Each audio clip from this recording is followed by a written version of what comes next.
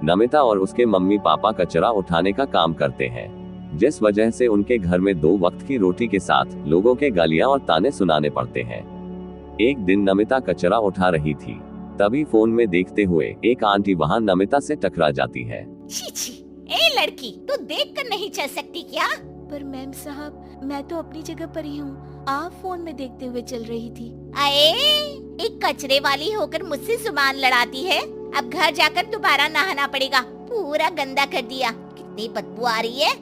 ऐसा बोलते हुए आंटी वहां से चली जाती है और उनकी बातों से दुखी नमिता आंखों में आंसू लिए काम करते रहती है।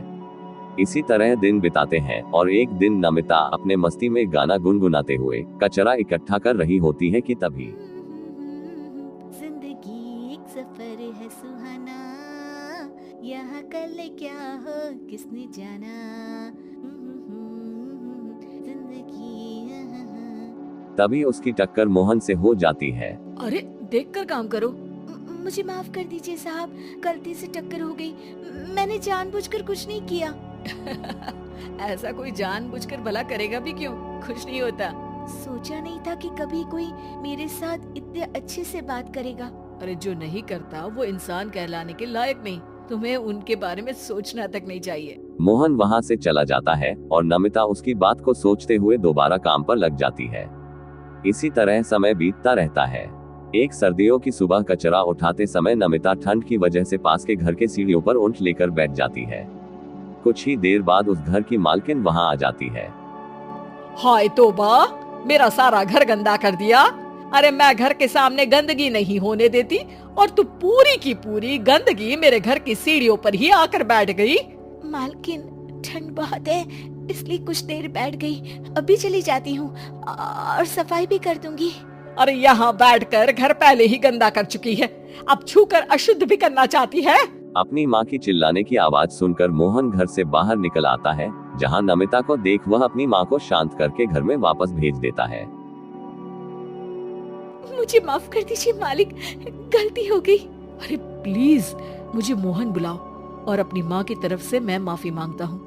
अरे नहीं मालिक, लोग वैसे भी हमें इंसान समझते ही कहाँ है, इसलिए अब इन सब की आदत है। अगर इन सब की बातों को बुरा लगाने लगे तो भूखे ही मर जाएंगे। वैसे तुम्हें ठंड में इन पतले फटे कपड़ों की जगह मोटे और गर्म कपड़े पहनने चाहिए। मेरे पास इतनी चॉइस नहीं है, जो है बस यही है।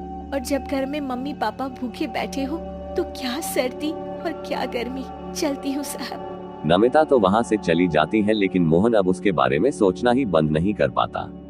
कुछ दिनों बाद नमिता दोबारा कचरा उठाने मोहन के घर के पास आती है, जिसे देखकर वह एक नया गरम सूट लेकर उसके पास आता है। ये तुम्हारे लिए है। शुक्रिया मालिक, पर ये तो नया है। हाँ, किसी को गिफ्ट में नई चीज ही तो दी जाती है। हमें कोई गिफ्ट नहीं देता।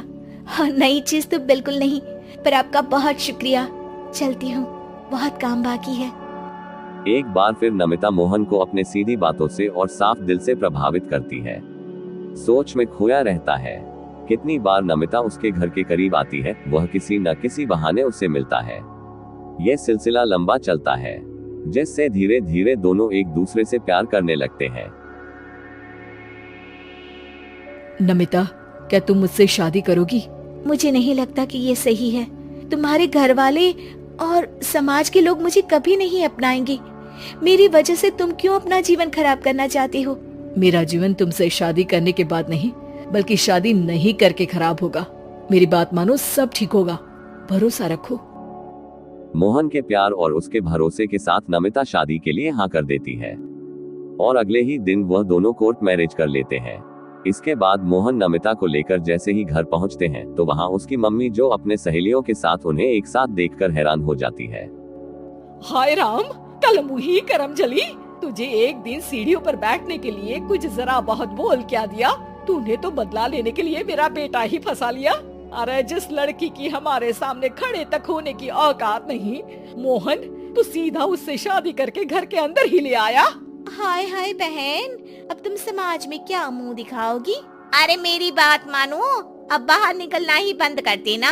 आंटी जी, मेरी माँ का तो पता नहीं, पर आप आज बाहर निकलकर दोबारा इस घर में कदम मत रखना। अरे हम ऐसे कचरे वालों के घर में आकर अपनी इज्जत खराब करने का शौक भी नहीं रखते। अगर यही कचरे वाली आपके घर का कचरा उठाना बंद कर दे तो उस आलीशान मकान में आप 2 दिन भी नहीं रह सकती। पता है क्यों? क्योंकि आप जितनी गंदगी फैलाते हैं ना, उसे ये साफ करती है, इसलिए आपका घर साफ रहता है और आप उस पर घमंड कर पाती है। इस हिसाब से तो आप और हम कचरे वाले हुए। ये नहीं, कुछ भी हो, बीमारी, ठंड या गर्मी, ये हमेशा अपनी फिक्र ना करते हुए आपको सेफ एंड क्लीन रखने के लिए सफाई करने आती है और आप इसे ही गंदा बोलती है। शर्म करो।